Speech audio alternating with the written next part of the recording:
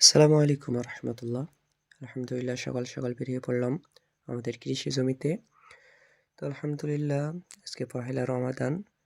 তো সকলকে জানাই রমাদানের শুভেচ্ছা ও মোবারকবাদ। রমাদান মোবারক। আলহামদুলিল্লাহ, যেহেতু রমজান মাস চলে এসেছে আমাদের, আজকেই পহেলা রমজান। তো আমাদের যে কাজগুলো রয়েছে, খামারের কাজ এবং কৃষি জমির কাজ, সকাল সকাল করার জন্য আমরা বের হয়ে গেছি, কারণ রোদ উঠে গেলে রমজান রোজা থেকে অনেক কষ্ট হয়ে যাবে। তো সে কারণে সকাল সকাল আমরা বেরিয়ে পড়েছি আমাদের ঘাসের জমির উদ্দেশ্যে। আলহামদুলিল্লাহ, তো যাদের এই ঘাস রয়েছে বা যারা এই ঘাসগুলো চাষ করে, তো তারা জানে এর ওয়েট কত বা ওজন কত। এই ঘাসগুলো দেখা যায় অনেক পাতলা, কিন্তু না, আসলেই এগুলো অনেক ভারী। তো এগুলো অনেক ধারালো হয়। আপনার যদি হাতগুলো ওপর থেকে নিচ বুকু টানেন, তো যখন তখন কেটে যাবে। তো সাবধানে এগুলো আমি গুছাচ্ছিলাম। তো যেহেতু রমজান, তো সকাল সকাল কাজগুলো গোছাতে হবে আমাদের এবং খামারে নিয়ে যেতে হবে। তো সেজন্য খুব দ্রুত করতেছিলাম খামারের উদ্দেশ্যে যাওয়ার জন্য। আমাদের এই জমি থেকে রাস্তা একেবারেই নাই বলতে গেলে চলে। তো যাওয়াটা খুব অনেক কষ্ট এবং মাথায় করে নিয়ে যেতে হয়, কারণ আমাদের বহনের জন্য কোনো ভ্যান এখনও সেভাবে ঠিক করা হয়নি, যেহেতু আমার খামারটা এখন অনেক ছোট।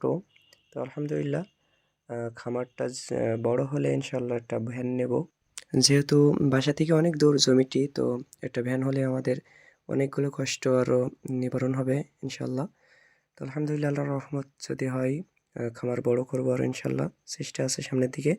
আলহামদুলিল্লাহ, ঘাসগুলো নিয়ে আসলাম বাসায়। এবার চপার মেশিন দিয়ে ঘাসগুলো কাটবো এবং তার সাথে আমরা কিছু জাউনাও অ্যাড করবো। আমাদের আঞ্চলিক ভাষায় এটাকে জাউনা অনেক জায়গায় খড় বলে, বিচলি বলে, মানে ধান গাছটা যেটা কেটে যেটা হয় সেটাই আর কি বলে। খড় বলে অনেক জায়গায়, বিচলি বলে। আমাদের আঞ্চলিক ভাষায় এটাকে আমরা জাউনা বলে থাকি। তো এটা আর ঘাস একসাথে পাইল করে আমাদের গরুর খাদ্য তৈরি করবো ইনশাল্লাহ। তো আলহামদুলিল্লাহ, আমাদের ঘাস এবং খড় কাটা প্রায় শেষ পর্যায়ে। এবার খাদ্য রেডি। তো আলহামদুলিল্লাহ, খাওয়ার সময় হয়ে গেছে ওদের।